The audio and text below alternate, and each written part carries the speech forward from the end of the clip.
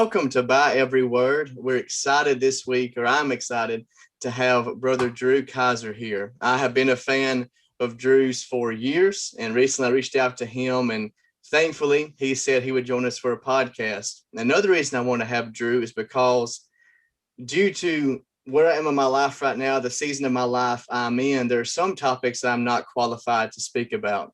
And with me having no children, even though I am married, I have no kids. One of those topics is parenting.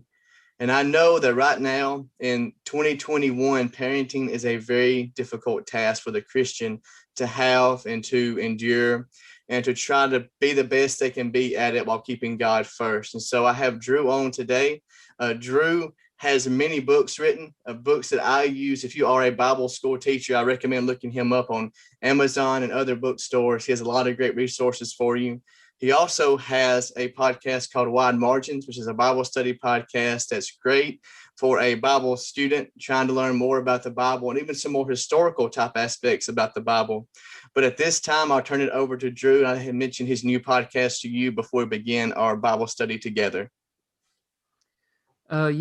Thanks for inviting me to come on, Winston. It's great to talk with you, and I appreciate the opportunity. I have, in addition to the Wide Margins podcast, I have a new podcast out. It's a bit of an experiment for me. It came out of a new ability that I've been trying to develop, starting during the quarantine when I had a lot more time on my hands, and that's writing fiction and trying to use stories to get the gospel and God's truths out there. I never intended on doing it as a podcast to begin with, but I started working with others, a writing coach and editors, and they're telling me that people don't read that much these days. So if I want people to hear my stories, I need to think about audio formats. And of course, I had the background in podcasting, so I started the Burdens podcast. And I call these stories burdens because that's an old word for a prophecy. And the main characters in most of these stories are prophets. And before we started recording, you compared them to a parable. I think maybe that is one way you could describe them. It's hard to explain without listening. So if you're interested in that, you can look it up through your favorite podcasting tool, or you can go to drewkizer.com and you can find it there as well. Thank you so much, Drew. And I do highly recommend that you do look it up and you have a chance. Even if you are younger, it is just a great storytelling for any age you can apply.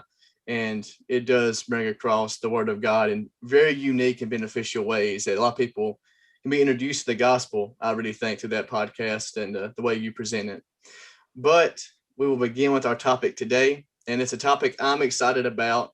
And it's something, it's kind of funny when you ask parents, strong Christian parents, to talk about parenting, they often say, I'm not qualified. They sell themselves short because I think being a person who is, I'm 26 and I am a school teacher and I'm a youth minister. So even though I'm older, I'm still around kids a lot. And I understand what they go through. And I get to look at these parents that I go to church with, or I've been to other congregations with, and I see how they treat their kids and how they act and just the way they try to bring them up in the gospel.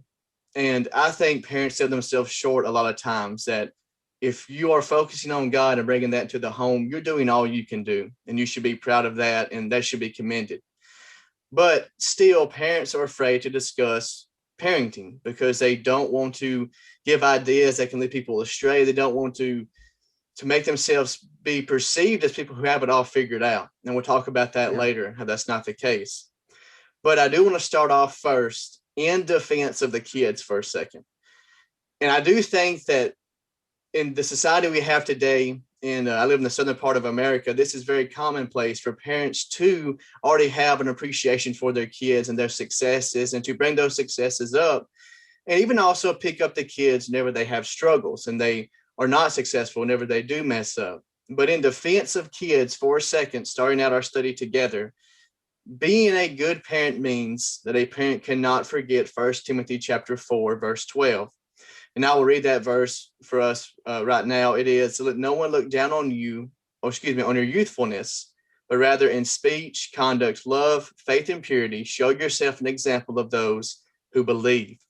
So in our beginning of our study, we're going to talk about how parents should respect any spiritual maturity exhibited by children, and they should even commend that. So what do you have to say about that, Drew?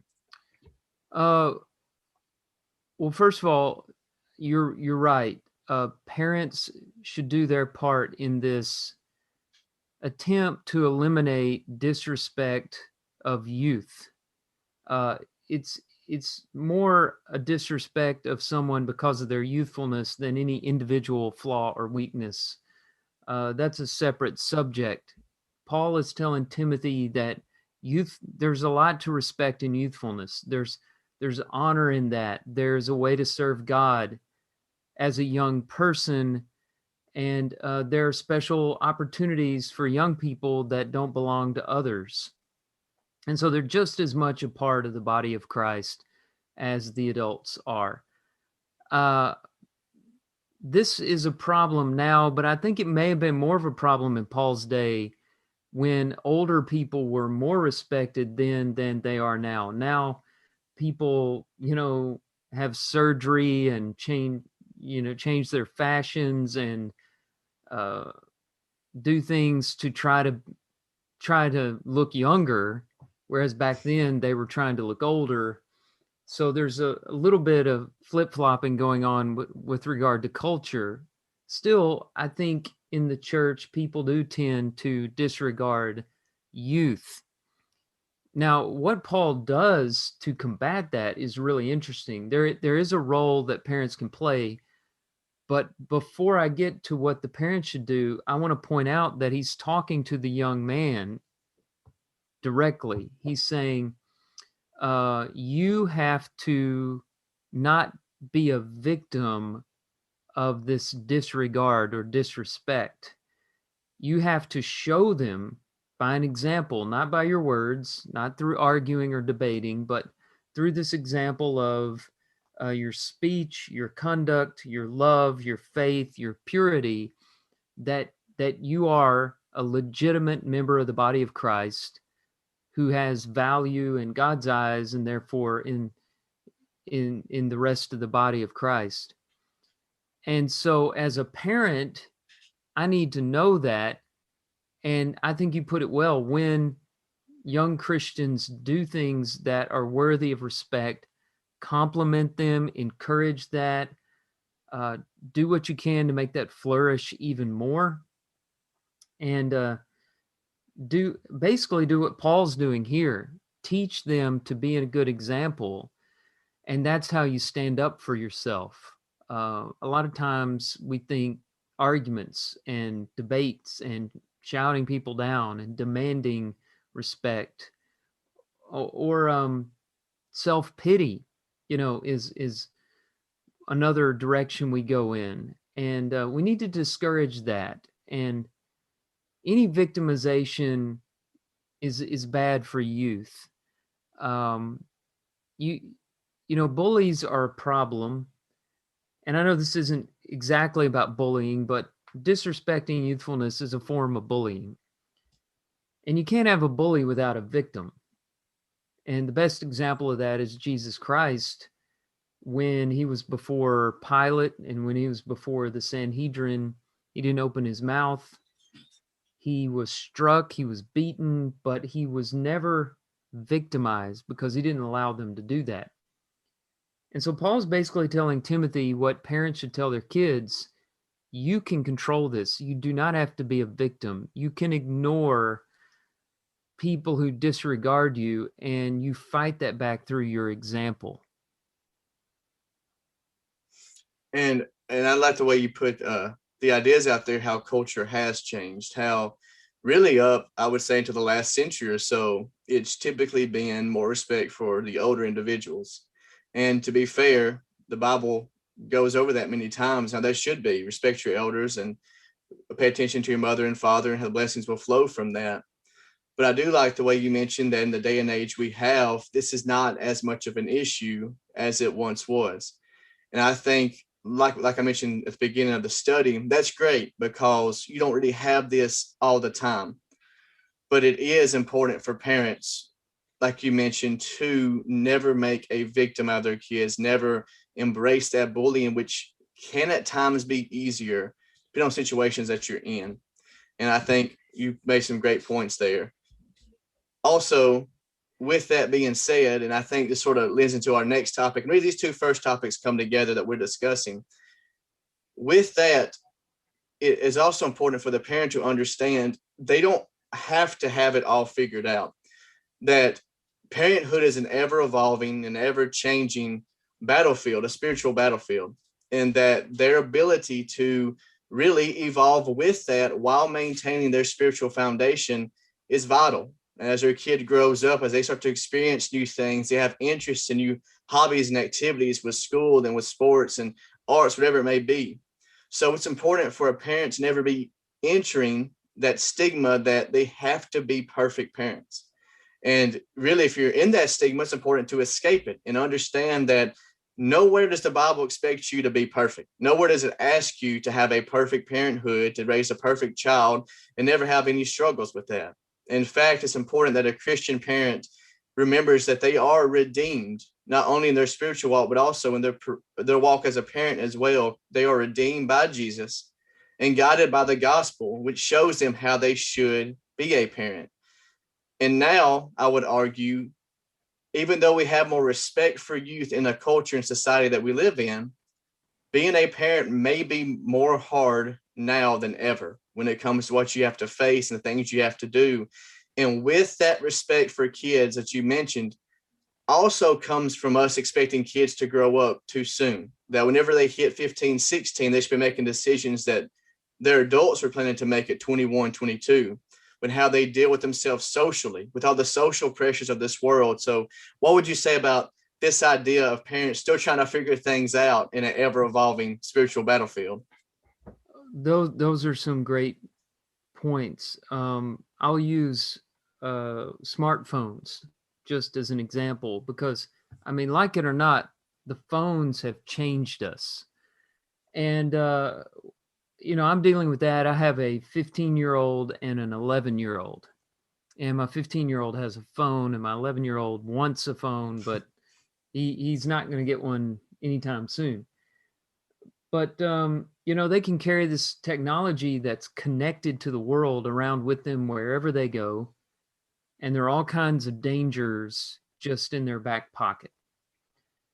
Now, I can't go to my mom and dad and ask them for advice on how to handle that, because they didn't have to do that. They did not have to monitor me and my brothers using smartphones. I mean, the technology we had was large and it had to be plugged into a wall, and we couldn't put it in our pocket and take it with us to a friend's house.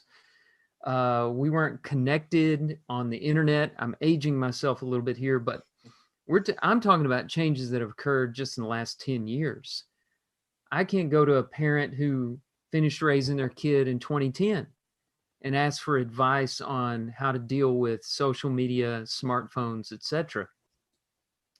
And so I say that to say, along with you, that parents should give themselves a break, because they are going to make mistakes. You always make mistakes when you're in uncharted territory. And, behind that, you always make a mistake if you're a human being. No parent has ever been perfect. And it always seems like the others are doing a better job than you.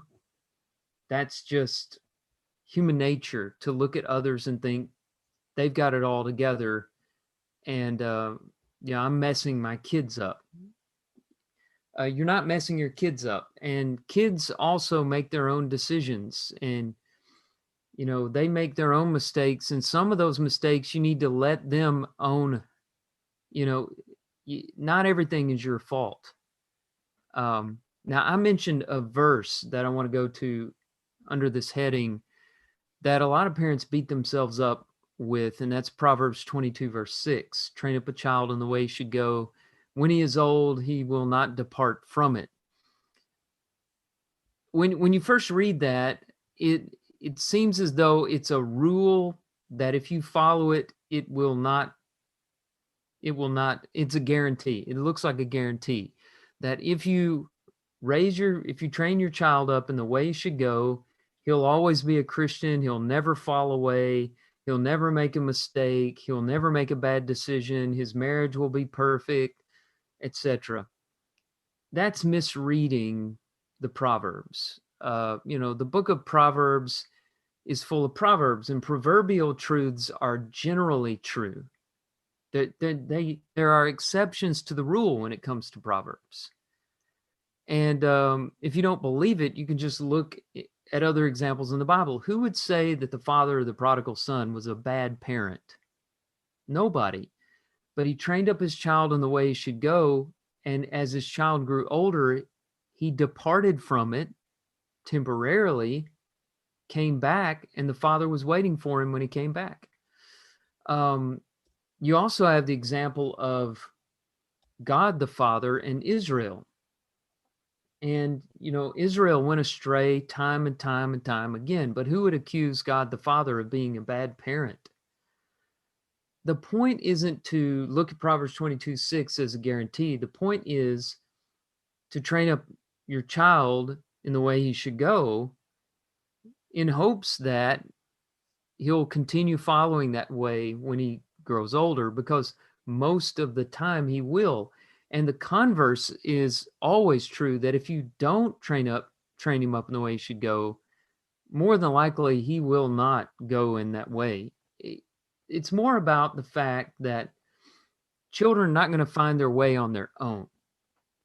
And man, that's an important idea today, when the television and the internet are telling our kids to find their own truth and be true to themselves. The book of Proverbs says folly is bound up in the heart of a child, and you have to train children because they don't come pre-programmed. So I have this question a lot. Parents will come up and they'll say, my kid, my child has come out as gay, or my child is getting a divorce, or my child has left the church, or whatever, and they're heartbroken over it, and they're blaming themselves. And I have to remind them that our children make their own decisions, and they have minds of their own, and each and every one of us are made in the image of God, and nobody's a robot. So parents have to give themselves a break. You're not going to be perfect, and you don't have to own every mistake your child makes. Let them own their own mistakes and help them through it. I also want one more thing on this, is when they make mistakes, you don't have to cut them completely off. I think another thing parents think is that they should go over to 1 Corinthians 5, a passage on church discipline, and apply it to their family and disfellowship their child completely. Yes, there are times where you have to make boundaries with your adult children who have chosen not to live the way they should live. But if you don't leave that door open like the father of the prodigal son did, they may decide to come home one day and they don't know how to get there. So you always need to make sure that the door home stays open, so that if they come to their senses, they can find their way home. Those are just some thoughts on that. And I really like the parallel you made with the prodigal son and that parable. I think people oftentimes put the mistakes or the sins that their children can choose like on a pedestal. If you do this sin, then you can never come back home. If you do this sin, I can sort of live with that. And that's not how it should be. It's the understanding that every child is going to struggle. Every child is going to have their hills and valleys, as we mentioned earlier. But the prodigal son story is so important too. And this goes off what you mentioned, because the father was ready, and that was evident. There was no waiting. There was no discussion beforehand. And we read there in the passage, before he returns, the prodigal son's not returning in some kind of redeemed fashion. He's not wanting to make a public confession. He just wants to eat what his father's servants ate. That's all he was thinking. The father used that opportunity, that open door that you mentioned, because that door was never closed. He welcomed his son back in just as he was before he left. And of course, that is a parable showing us God and how he will always welcome us back if we fall away. But there's no reason to not draw a parallel there between how God treats his children and how a parent should treat their children as well. Always having that door open and embracing any connection you can have with that child again. If they're coming back for something, give them everything you can as a parent and bring them back in. Let them know that they are loved and they are cared for just as they were before they go down this bad path. And I loved you bringing that parable up. Another thing, something I just noticed in reading those parables in Luke 15 just a few months ago. I was reading them and I noticed that, there are 3 parables about lost things: lost sheep, lost coin, lost son, right? Well, in the first 2 parables, the people who lost the items go searching for them. The shepherd goes out and looks for the sheep. The woman goes, dusts and sweeps her house looking for the coin. But in the parable of the prodigal son, the father doesn't go look for the son.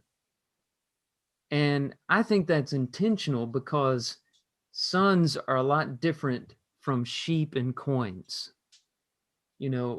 They're human beings and they have to hit rock bottom and come to that point where they come to their senses on their own before you can help them. The waiting that you see the father doing is probably the hardest thing for a parent to do. Waiting on your child to come to their senses. Now, I'm not saying you shouldn't do anything proactively. You can take that too far. There are times where you'll have an opportunity to push or to teach or to try to wake them up. But if you push too hard, you wind up pushing them away forever. And of course, if you don't push at all, you wind up making them think that you're condoning their behavior. So there's a balance that we need to find that's represented in that father. You can't treat your children like sheep and coins. I wish it were that easy that, a coin, you find it and you reach down and pick it up and put it in your pocket. It's yours again. But children are a lot more complicated than coins. That's a great point. And also, like you mentioned, it shows the difficulty that comes in parenthood in those situations. It is a balancing act. It is a tightrope a parent has to walk. When have I not said enough? And when have I said too much? Because you don't want to make them a sheep. You don't want to get your rod and bring them back in at that age, but you also don't want to just let them be out there on their own and completely devoid of the gospel and the promises of it. And that's a great point you made as well. And another thing you mentioned, and I have the date I wrote down, as I thought it was very neat because it's true. 2010 child compared to a 2021 child could not be more different. There's not much more of a decade difference between childhoods, I would probably say ever in the history of the world, than a 2010 and 2021 child. And that's another reason I think it's so important for parents to cut themselves some slack sometimes and understand that the waters they are on right now, that they're trying to drive the vessel of their home, sail the vessel of their home, whatever you want to call it, it is stormy and it is rocky and it is hard to find your way because it has changed so very much. Kids never really lose a connection with people that they want to be around. And there's ways to monitor it, but parents are not as smart as their kids with that stuff. Kids have ways around it. And so it's important to realize, don't beat yourself up over the small things, but be better the next time those things come around, to be more prepared, be a better parent. And that's with anything in life. Whenever you get hit, you get knocked down by something, pick yourself back up, dust yourself off, and be ready for that the next time it happens. And with the ever-changing landscape of parenthood, that is bound to happen dozens and dozens, if not hundreds of times for any parent, because these social pressures, especially here in the South part of America, where things are generally more conservative or have been, the present social pressures that are involved with social media and just the news and everything, pretty much any access they have to media, is so different and is so more antagonistic to the gospel, then really, if you go back throughout history, it sort of is reminiscent of like Rome before the fall of Rome, just how much they embraced sin. And really, it was celebrated over any kind of faithful living to any spiritual deity or what have you. Mm-hmm. We're at the point now that sin is not only accepted in the eyes of teenagers and young adults, but at times sin is celebrated. It's put on a pedestal above just living a morally correct life that we would consider to be morally correct. And in fact, being spiritually correct is now villainized. It is thought about as against the social norms, which is a battle we have not had to have in this part of the world, but it's becoming more and more prevalent and more real and true. And that is especially true with parenthood. Mm-hmm. What do we accept and what do we avoid? Things like that. I think that what you mentioned really is important to realize that it changes fast, and we have to buckle up and be ready whenever those twists and turns come our way. Right.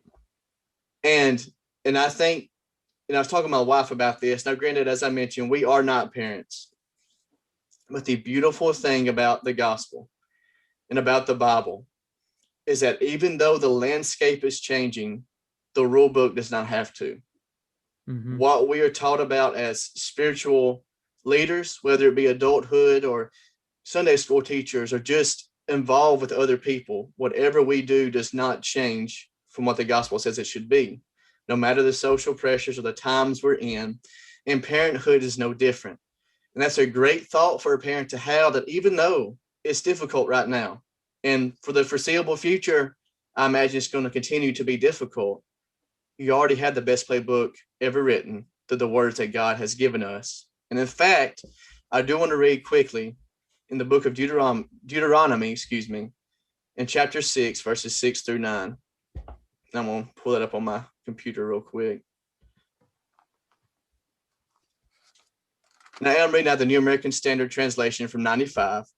In Deuteronomy chapter 6, verses 6 through 9, the Bible tells us, "These words which I commanding you today shall be on your heart.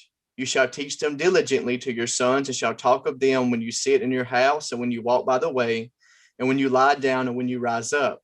You shall bind them as a sign on your hand, and they shall be as frontals on your forehead. You shall write them on the doorpost of your house and on your gates."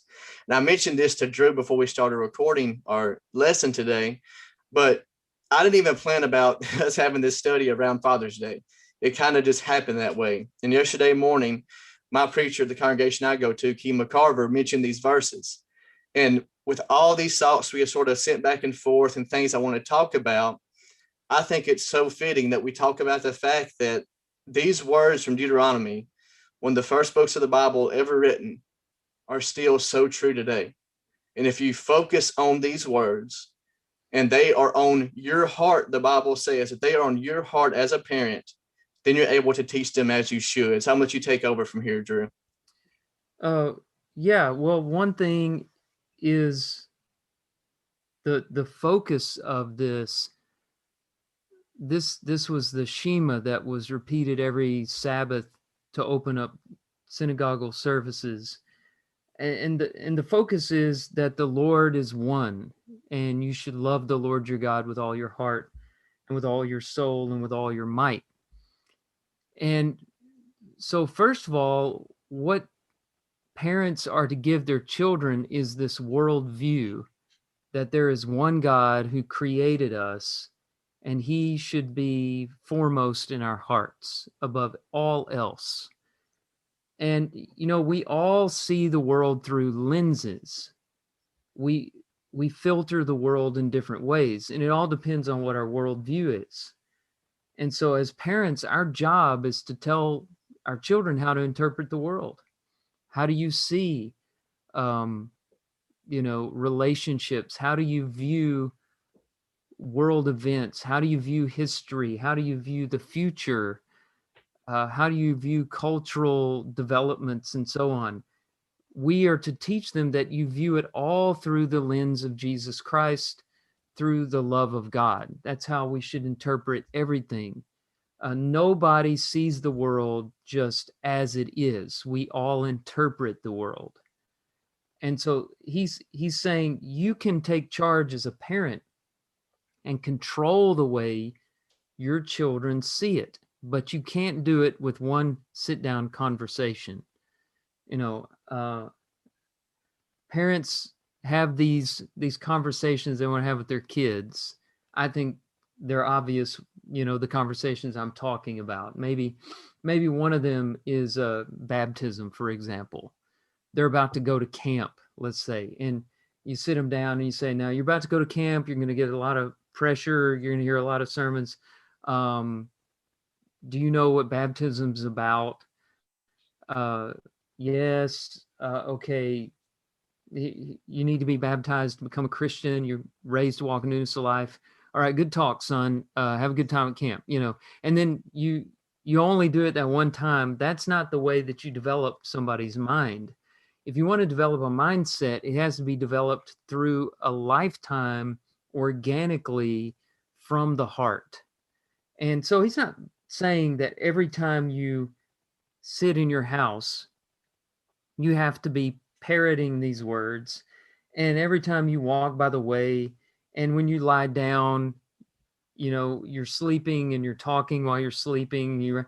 He's not saying 24 hours a day, 7 days a week. You're saying the Lord our God is one all the time. What he's saying is look for these opportunities for the conversations to come up organically, have the conversations wherever you do, as you live your lives together, which assumes that you're going to be around a lot. That's another thing we can talk about from Deuteronomy 6. It assumes that a parent is going to be with their child a lot. And that takes some sacrifice. That may affect what job we choose to work. That may affect some of the recreational choices we make while our children are at home. They're so important that you're going to be around them during the day, in the evenings, in the mornings, and your home is going to be centered on this worldview, this filter, so that when they leave, they take it with them, and they see the whole world in terms of the love of God, putting him first. There's a lot packed into these few words, which is why they were repeated every Sabbath by the Jews. I love the point you made there as well. And just the fact that parents do need to be very involved with their child. And as parents know, and I know this is very true for the parents at Beach Hill, if your child plays travel ball, that's going to be a sacrifice for you. If your child's involved with plays or anything else with the arts, and you have these multiple play weekends, I know we just had some kids doing those, that's going to be a sacrifice. But even something as basic as showing that support and being there from a young age and moving forward, that can be the difference maker in that child listening to you whenever the Bible is brought up and that child not listening to you. And of course, there will be constraints you can't get past. There'll be times whenever your job calls you and you can't miss your work, and that's fine. But it's being as involved as you can. It's asking when you get home after work, hey, how'd the game go? How'd the play go? Things like that. Letting your child know that you're involved at that young age. And then what you mentioned as well is that we have to make sure that they see that through how we live our lives. And you go back to that first verse, that the first commandment is not to tell your kids, is that to have these words in your hearts. And while I'm not a parent, as I mentioned, I am married. We've been married for about for 3 years now, and it's so important that we look back at the words in Ephesians chapter 5 when it tells the husbands, love your wife just as Christ also loved the church and gave himself up for her. I think one of the main things about being a good parent team is that the wife first subject herself to her husband, which is real fun for the husband to say, isn't it? But then we also have a stipulation for that. Mm-hmm. For her to be subject to us, we have to love her as Jesus loved the church. And that doesn't just mean that we would give our life for her, that's as in the sense of that we would die for them. Because I do think that a lot of people would die for a lot of people if that time comes. It's giving every single day of your life to that person. It's sacrificing what you have for them, just as Jesus sacrificed every day he had for us by not sinning, by being perfect. If you can do that if you can love your wife and wife be subject. That's the foundation for parenthood as well. That's a team working together. And then you add in those children. If that foundation is laid, then you'll have successes. However, there will also be some parent situations that you'll not have both a mother and a father present. And that's fine, because God tells you he'll be there for you. And we see that throughout the Bible. You know, we think about, it's impossible for a rich man to get to heaven, same way as, it's easier for a camel to get to the eye of a needle than for a rich man to get to heaven. But with Jesus, that's possible. And with Jesus, we can also be great parents. We can get to heaven as well, and hopefully get our kids to heaven along with that. But I love what you mentioned about those verses, because it's so important that involvement is shown. And if we're in that situation, whenever we are a single parent and we have to face those difficulties that come with that single parenthood, it's going to take more work. But rest assured that God has your back in that endeavor. He's going to be there to bless you and your children while you try to do that. And so this leads us on to our last topic of our discussion. And it is so important that we start the building that foundation prior to having kids, that we already are a good team with our teammate, with our spouse, if we can be.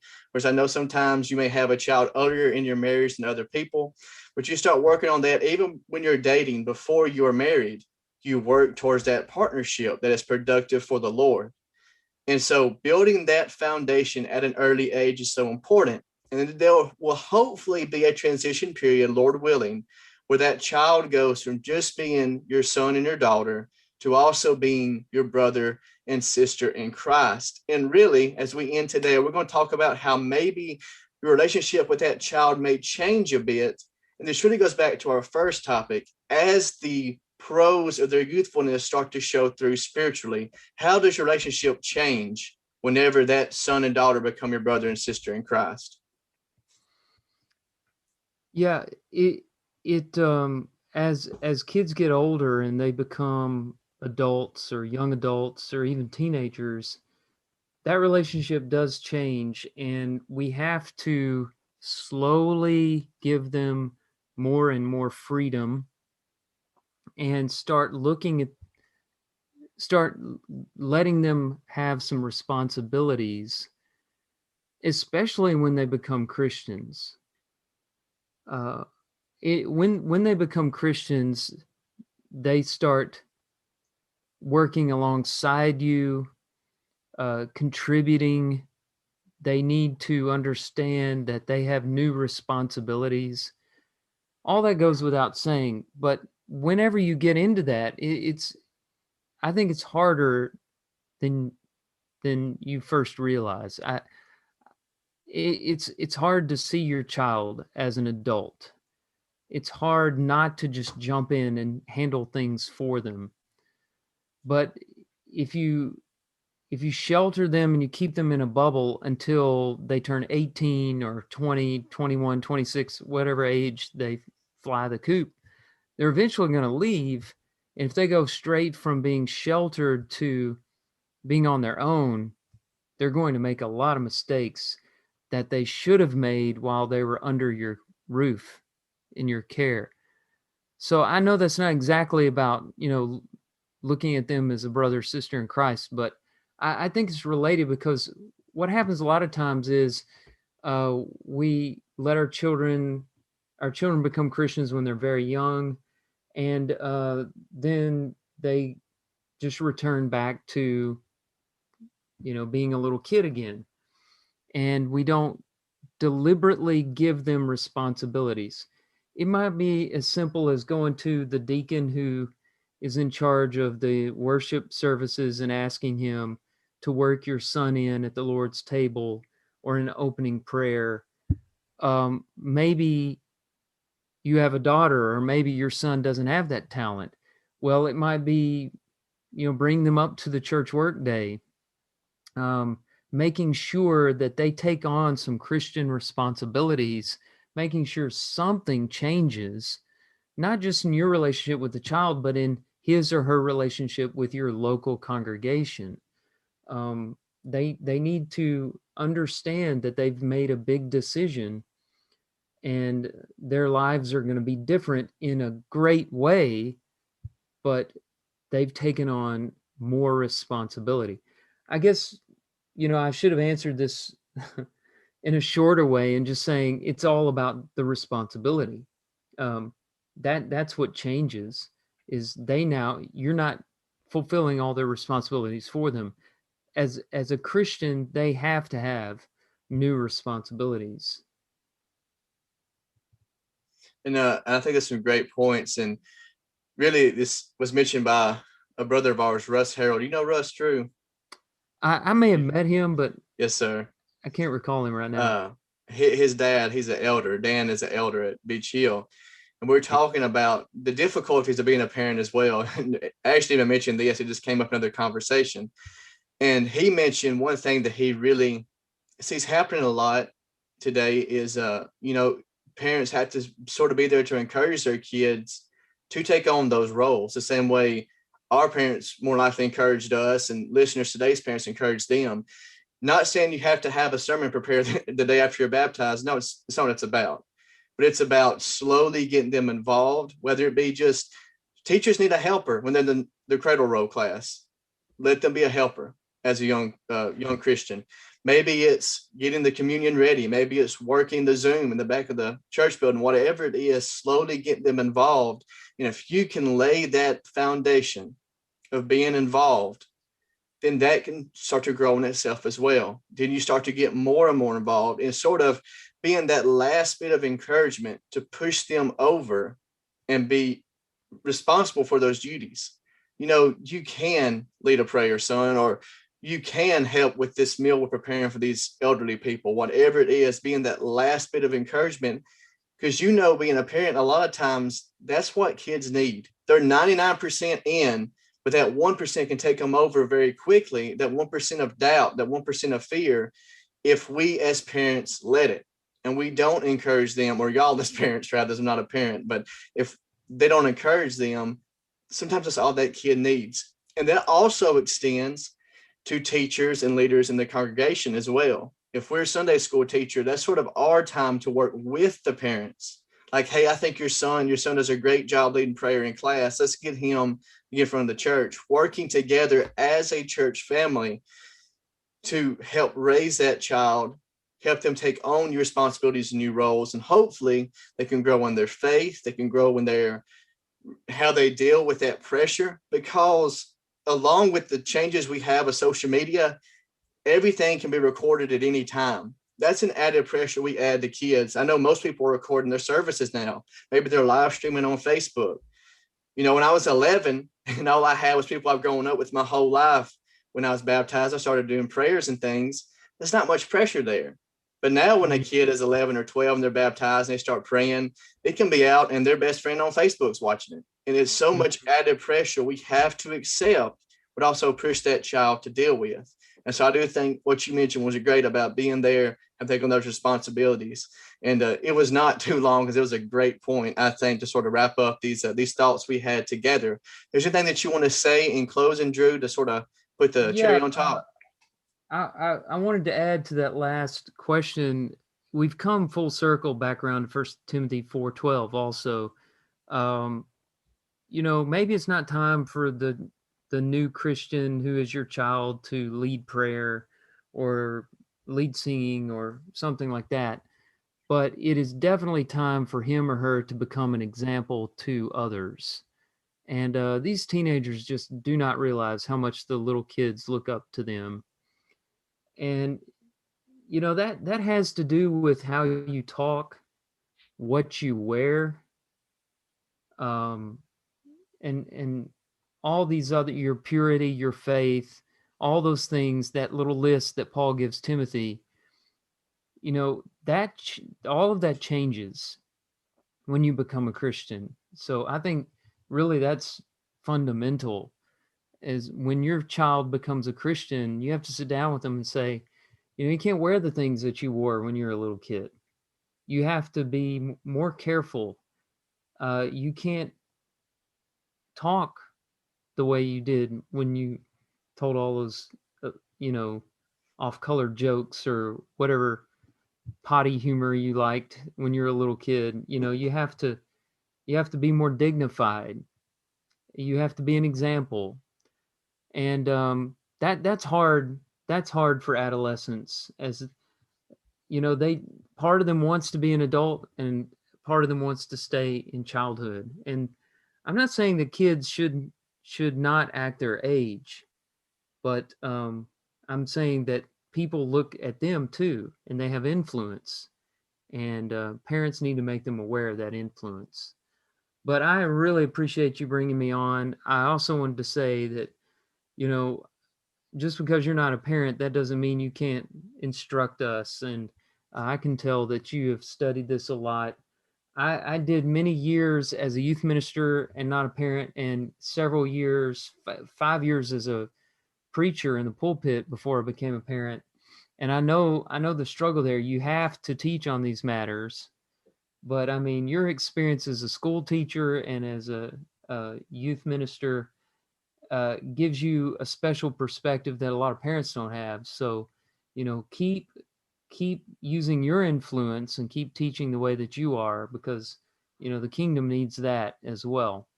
Sometimes parents are too much in the thick of it to understand certain things, and need an objective point of view, perspective like you have. So I appreciate that, and I appreciate all that you do, and inviting me to come on and be a part of the podcast today. Well, thank you, Drew. First for the kind words. That does mean a lot. I think also with with being a youth minister right now, you're also sort of a part of that same ship, battening down the hatches, trying to get through these storms and these social changes and Yeah. things going on. But I appreciate that, and I appreciate just everything you do for the benefit of the kingdom. And I'm not just saying this because he's here on the camera across from me, but go out and get some of his books. They'll help you out. Check out Wide Margins. It's fantastic. And also Burdens is his new thing he's doing. And it is also, like everything else he touches, it's just great as well. Very edifying and it's uplifting. I think it will help you out in your spiritual walk. Drew, thank you so very much for coming on today to Buy Every Word. We appreciate you. Appreciate all that you do, and appreciate your time that you've given us today. And so thank you all for listening. Hope you enjoyed it. And may we always strive to live by every word.